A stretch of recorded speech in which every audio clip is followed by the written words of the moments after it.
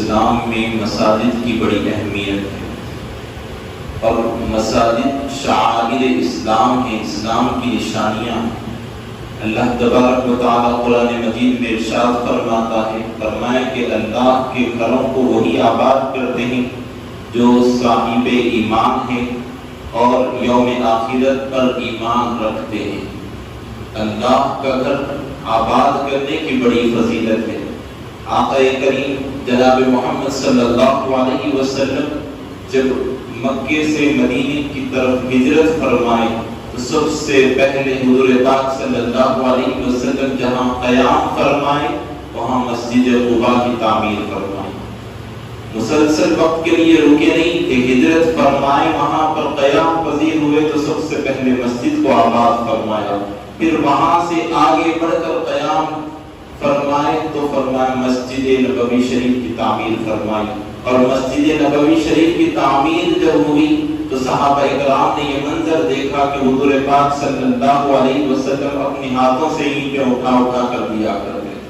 مسجد کی تعمیر میں خود حضور پاک صلی اللہ علیہ وسلم حصہ لیا کرتے، اور حضور پاک صلی اللہ علیہ وسلم نے ارشاد فرمایا من بنا للہ مسجدا بنا اللہ له بیتا فی الجنہ۔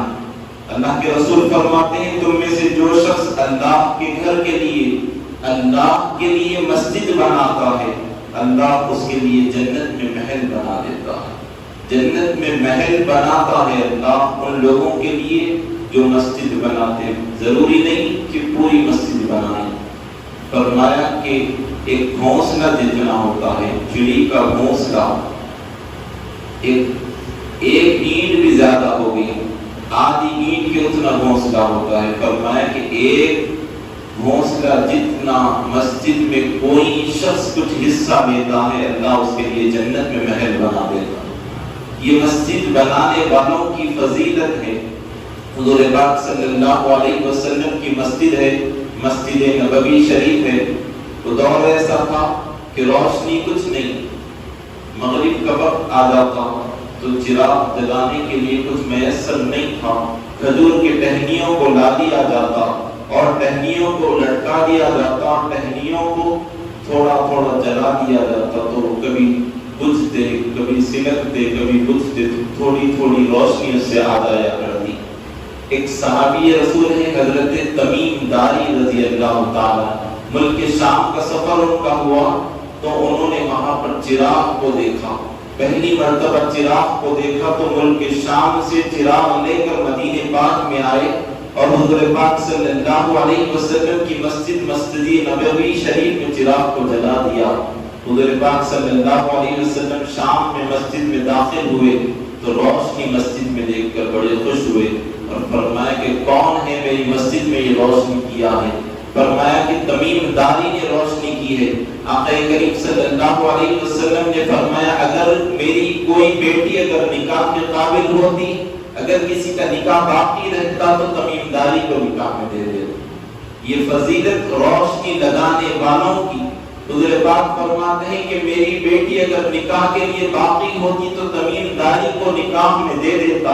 حضور پاک صلی اللہ علیہ وسلم کے طاہر بھائی وہاں پر موجود تھے جن کا نام نوفل بن حارث آتا ہے۔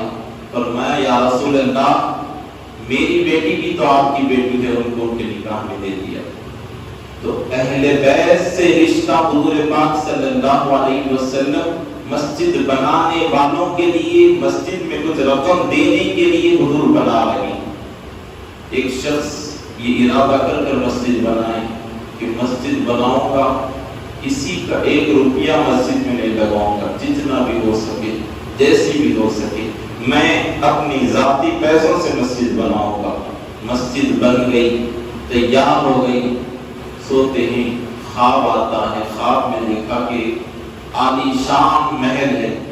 فرمایا کہ محل کس کا ہے؟ کہا کہ اللہ نے تمہارے لیے محل رکھا ہے، تم نے مسجد بنائی ہے، اللہ نے تمہارے لیے محل رکھا ہے۔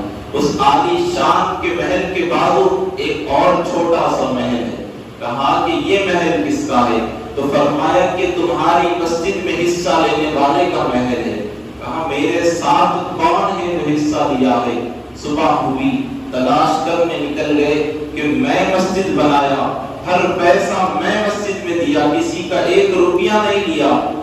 آخر کون ہے جس کا محل میرے محل کے بازو ہے؟ مزدوروں کو پوچھا، کسی نے کچھ نہیں کہا۔ جب دریافت زیادہ کرنے لگے تو معلوم ہوا ایک مزدور نے کہا کہ ہاں میں بالٹی سے مسجد کے لیے پانی بھر رہا تھا، بالٹی ٹوٹ گئی، بکیٹ ٹوٹ گئی، تو ایک خاتون بکیٹ پکڑے ہوئے اپنے ہاتھ میں جا رہی تھی۔ کہا کہ بکیٹ ٹوٹی، اس نے دیکھی تو وہ بکیٹ مجھ کو تھما کر چلی گئی۔ فرمایا کہ وہ محل اس کا ہے، صرف جاتے جاتے راستے سے مسجد کی بکیٹ کو ٹوٹا اس نے پایا تو اپنی بکیٹ اٹھا کر مسجد کے لیے دیتے ہوئے چلے گئی۔ فرمایا اللہ نے اس عورت کو محل عطا فرمایا۔ عورت کو ڈھونڈ کر وہ شخص جاتے ہیں، جا کر کہا کہ 5 دینار لے لو، وہ بکیٹ جو مسجد کو دیے تھے، کہا اس بکیٹ کا ثواب میرے حق میں کر دو۔ کہا کہ نہیں، یہ نہیں ہو سکتا۔ کہا 10 دینار لے لو، کہا نہیں۔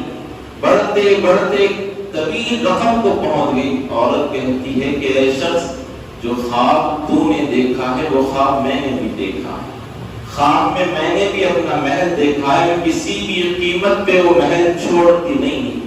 تو معلوم یہ ہوا کہ مسجد میں حصہ دینا چاہے دن کے برابر کیوں نہ ہو، یہ حضور پاک صلی اللہ علیہ وسلم کی سنت ہے۔ آقا کریم صلی اللہ علیہ وسلم بڑا پسند فرمایا کرتے مسجد میں، اور فرمایا کہ مسجد کی صاف صفائی میں حصہ لینا، مسجد کا جو حق ہے اس میں حصہ لینا۔ مسجد صرف نماز کے لیے نہیں بنائی گئی، مسجد مسلمانوں کا مرکز ہے، مسلمانوں کے ہر کام مساجد سے ہوا کرتے تھے۔ تو فرمایا کہ مسجد میں آؤ تو ادب کے ساتھ آؤ، مسجد کے معاملات میں حصہ لیا کرو، مسجد میں اپنی رقم کو پیش کیا کرو، مسجد میں اپنی رقم شامل ہو جائے۔